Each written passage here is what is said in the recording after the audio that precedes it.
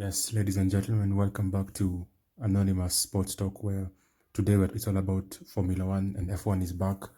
This weekend is going to be in Barcelona, Spain, after last weekend, not last weekend, 2 weekends ago actually, when it was in Miami, America. And obviously, Max Verstappen put on a fantastic performance to come up on top, winning that race, closing the gap in his battle with Charles Leclerc, who didn't have the best of weekends. The car wasn't as good as he would have thought. But ultimately, he still has the lead in the championship with 104 points, Verstappen on 85 points. However, Verstappen is closing that gap. So, moving on to this weekend, let's see what we have in store. First of all, obviously the big battle this season so far has been Leclerc and Verstappen. And it does look like that's going to continue going into Barcelona. Leclerc right now tops the standings of the Drivers' Championship with 104 points. Verstappen in second place with 85 points. However, he is closing the gap after the beginning of the season where he struggled in terms of that Red Bull car with reliability. But as the season has progressed, it seems as though they are sorting out that issue. Although in the last race, Sergio Perez did have issues with his car in terms of losing power. However, Verstappen seems okay. His car seems good. So in this battle with Leclerc, so far we've seen the two of them go head-to-head on track.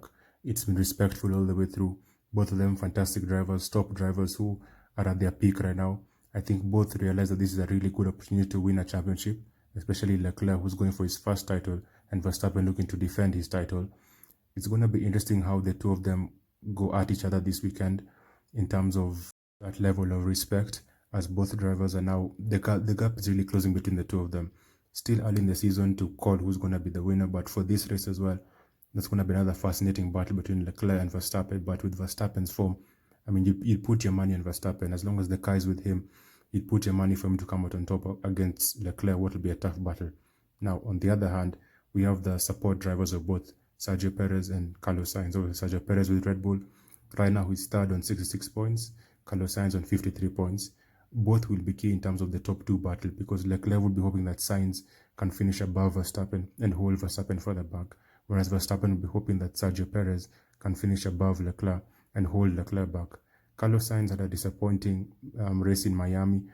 Obviously, he had that contact early on with Ricciardo, which really messed up his race. Qualifying wasn't great for him either. So he'll be looking to bounce back, especially after getting that new contract with Ferrari. It seems as though they trust him and they see him as their future. So they'll be hoping he can be up there to at least hold Verstappen back and give them another dog in the fight and help Leclerc out. In the same way, Sergio Perez, whose form has really picked up this season, Verstappen will be hoping that he's there for him through and through to help him in this battle against Leclerc. And if he can slow Leclerc down, that'll be even better for Verstappen. So it's going to be interesting how both the support drivers help in this. We have the third aspect of this, and that's George Russell versus Hamilton. Now, George Russell is having a very solid season. He's been arguably the most consistent driver this year. Top 5 finishes in all his races this season. Right now, he's fourth in the standings on 59 points. Hamilton in 6th position on 36 points. And there's been a lot of talk about whether there's a changing of the guard. Should Russell be the number 1 driver now? However, some argue that Hamilton, he's basically just been unlucky, really. A lot of the time with safety cars coming at the wrong time. I mean, George Russell did brilliantly in Miami to keep the tires going as long as he did. The safety car came out. He had almost a free pit stop, and he managed to finish 5th again. So he's been very consistent this season. So you'd expect Hamilton to bounce back at some point, and it might be this race. You'd hope Mercedes improve their car. They have been making improvements slowly by slowly. Is it enough to catch Ferrari and Red Bull? I'm not sure just yet, but it seems that they are slowly closing the gap and separating themselves as, without doubt, the third best team in the league. In terms of constructors, there is a constructors battle going on, and Red Bull right now, they're the team with form, they're the team with momentum, and Christian Horner will be liking what he's seeing from his drivers and from the car as well. They are right now on 151 points, just the 6 points behind Ferrari, who are on 157. So from their point of view, after the issues they had at the beginning of the season with reliability, I think they'll be very happy that the gap to Ferrari is just 6 points. They'll be looking again at Verstappen to bringing a massive amount of points.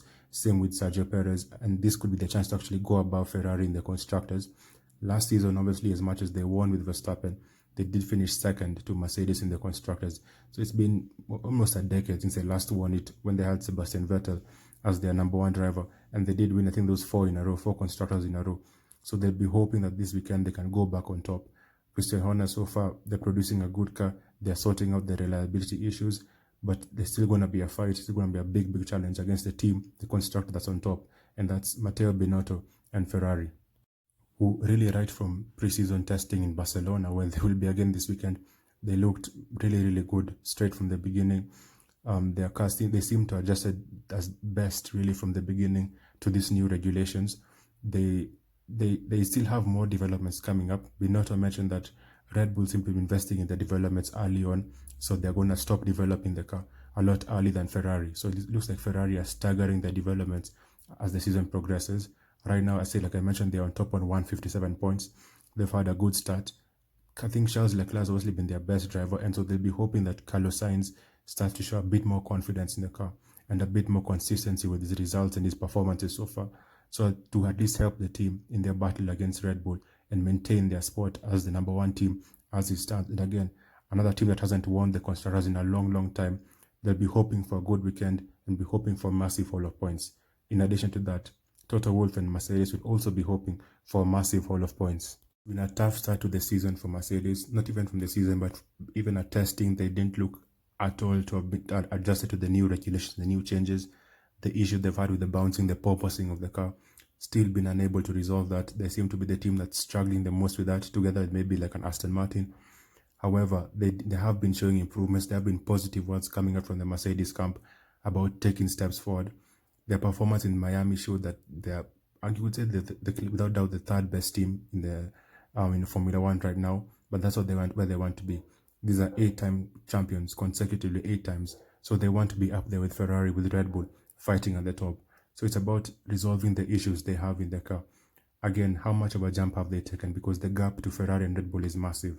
Have they taken enough of a jump to be in the running to win against Barcelona? I guess we're going to see soon enough.